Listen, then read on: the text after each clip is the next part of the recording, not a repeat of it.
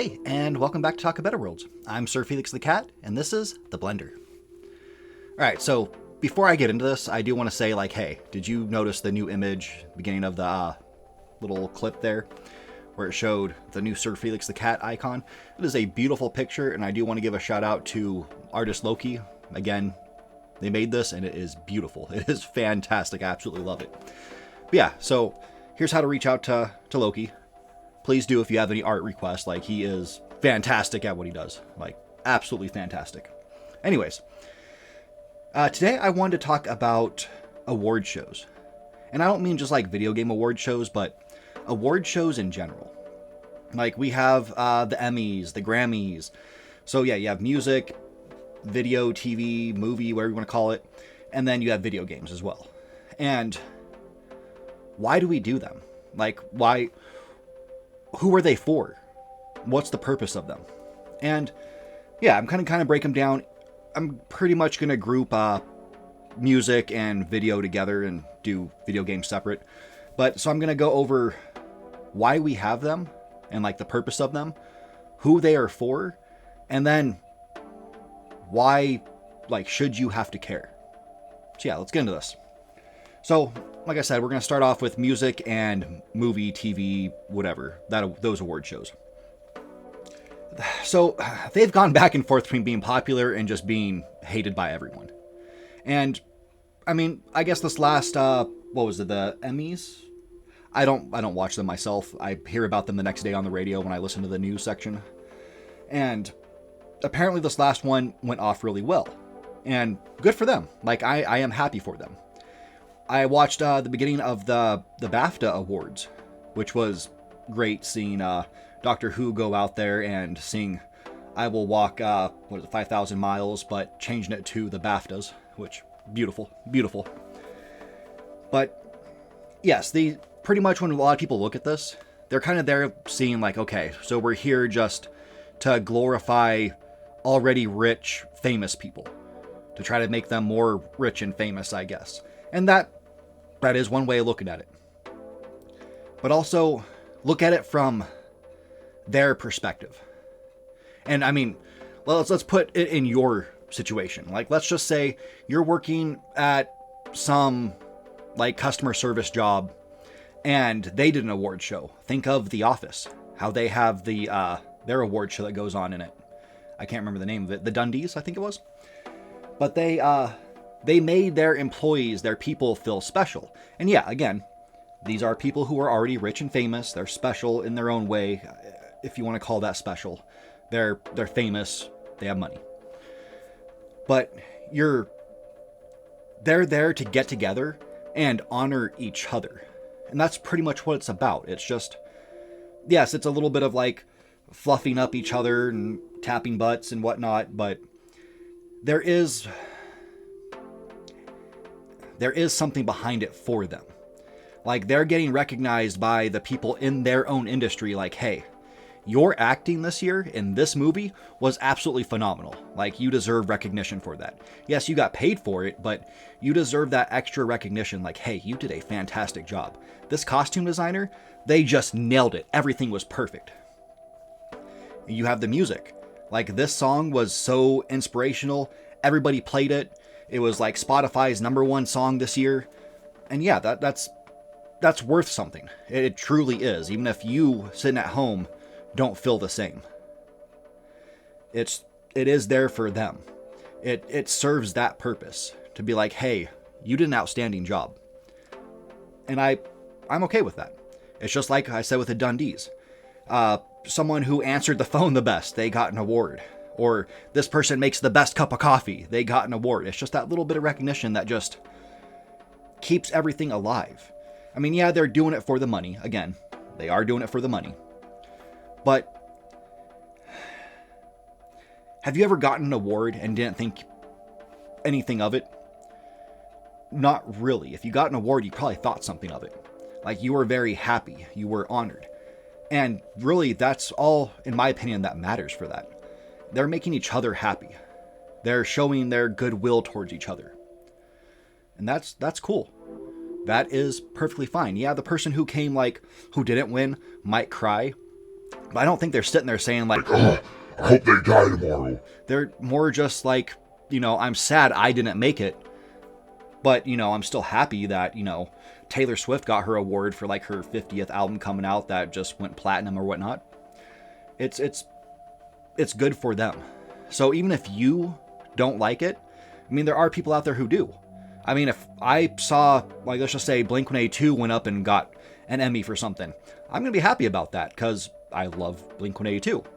So yeah, it's for people who are fans of this. People who love movies are going to probably be more into the Emmys and the Golden Globes more than someone who might watch like 2 movies a year. If you really love movies and watch multiple movies, not just like one genre, like if you just go and say, oh, well, I only watch like, Terminator movies or something like that, it's probably not for you. It isn't. And that's okay.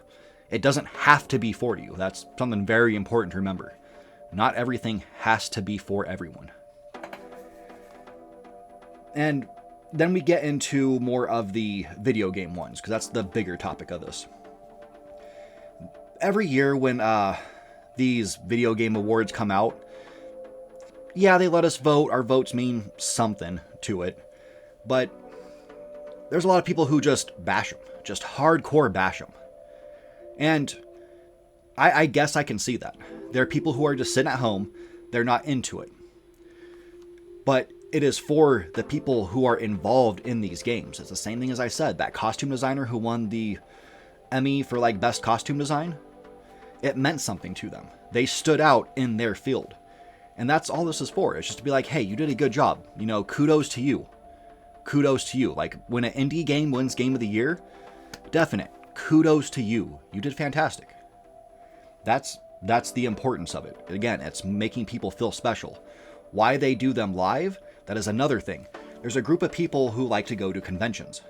There's a big group of people who like to go to comic book conventions, video game conventions, music things and whatnot. It's for them. Like, it is for them to go. It's the people who wanted to go to E3 all those years before they opened it up to the public. It's for that group of people. And there's a lot of them. There's a lot of people who want to be around that. They want to experience everything firsthand. And that's fine. Like, that is perfectly fine. Like, would I go to a comic book convention? God, yeah. Would I like to meet a Power Ranger while I'm there? God, yeah. That would be fantastic. Like, absolutely. So, I'm not going to sit there and, like, say, like, well, this is dumb. Why do they even do this? It's for those people. Again, it might not be for you. That's fine. It doesn't have to be for you. It's like Breath of the Wild. I don't care for the game. Am I going to say it's the worst thing ever made to someone who likes the game? No. It's just not for me, and I accept that. That's fine by me. Like, honestly, that's fine by me. There's a lot of games that aren't for me.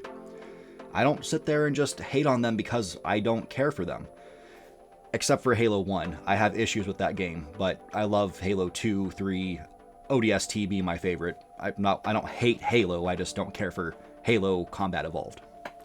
Put that out there, because I know it's come up on the podcast quite a few times. But yeah, there's also the having people come out on stage at the Video Game Awards. Like, we'll have maybe, what's his name? Hideo Kojima come out.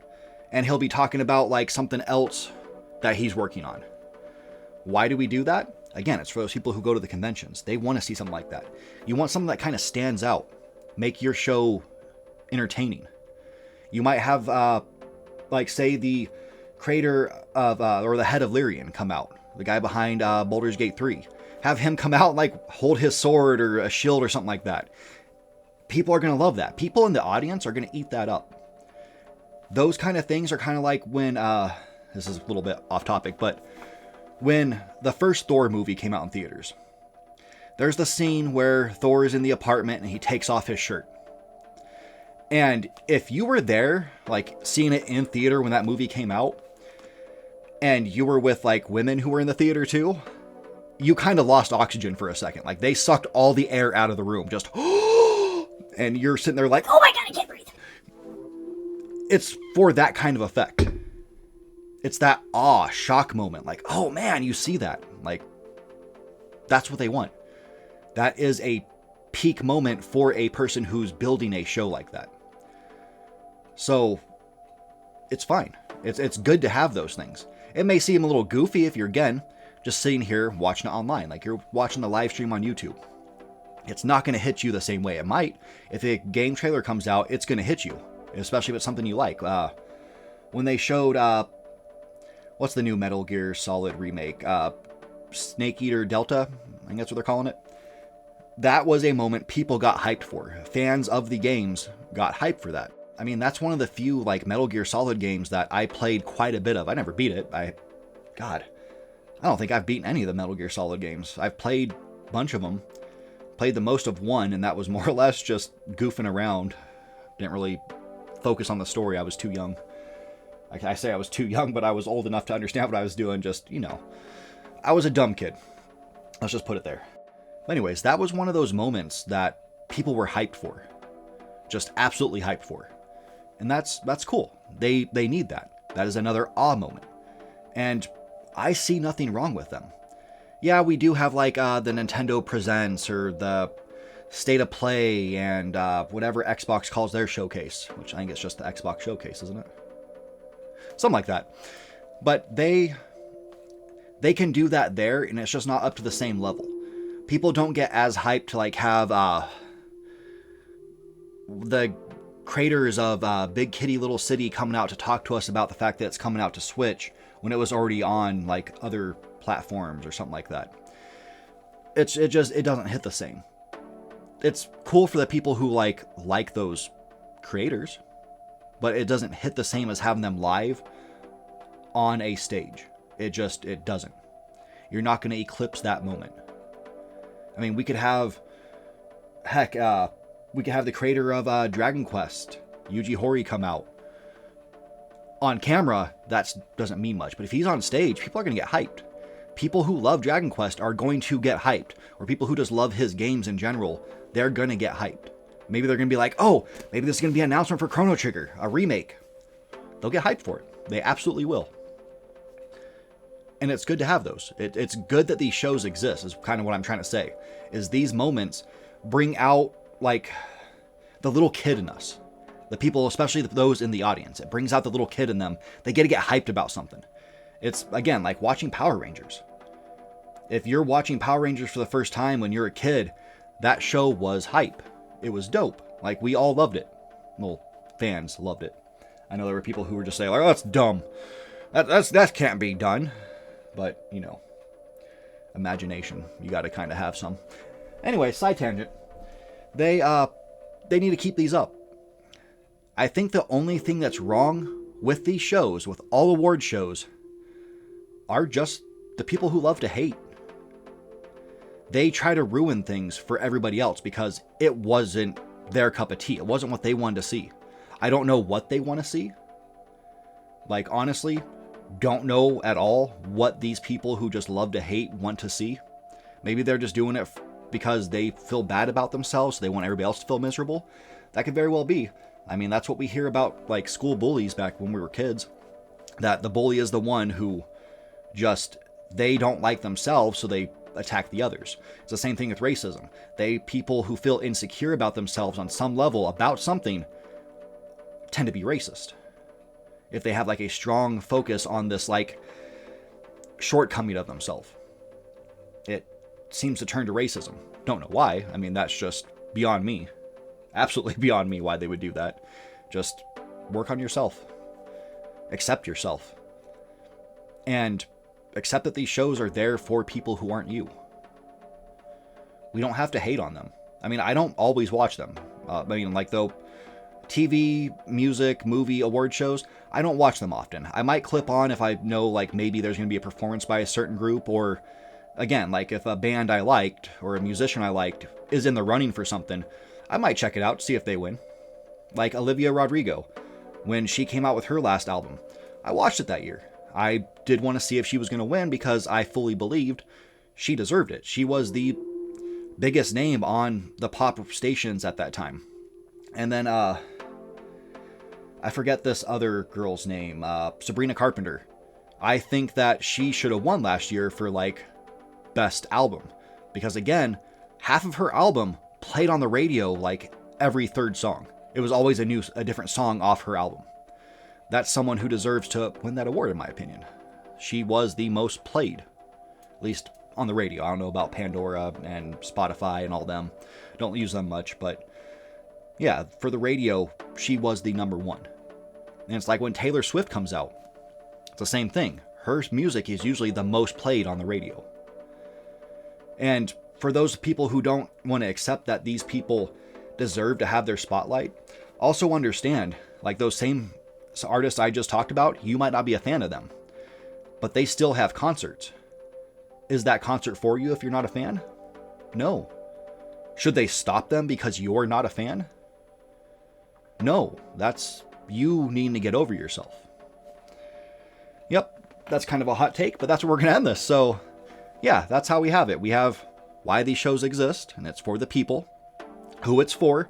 It's for the people who like conventions, who like to celebrate people that they see on TV or games they play, like their favorite creators, essentially.